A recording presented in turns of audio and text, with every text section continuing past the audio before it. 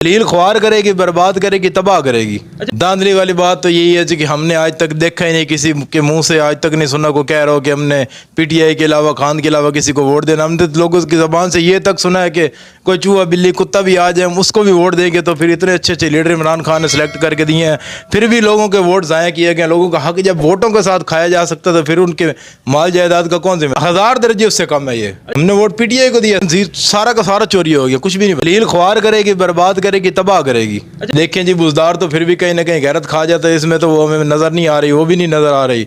कहीं ना कहीं वो चलो बेवकूफ़ तो वो भी था, गलतियां उसने भी की हैं, वो नया बंदा था, पर ये जानबूझ के सोच समझ की गलतियां करती है, ये जानबूझ के करती है। इनका ख़ानदानी पेशा है गलतियां करना, जान के जलील करना। अब ये खुद कर्जा लेंगे, IMF से लेंगे, 6-7 सुना अरब ले रहे हैं, वो लेंगे, खाएंगे, जब वो ख़त्म हो जाएगा कहेंगे जी मुल्क संभालो, वो लंदन को निकल जाएगा, कहीं निकल जाएगा, हम फिर इधर हम भरेंगे किस्तें, हमारे बच्चे भरेंगे।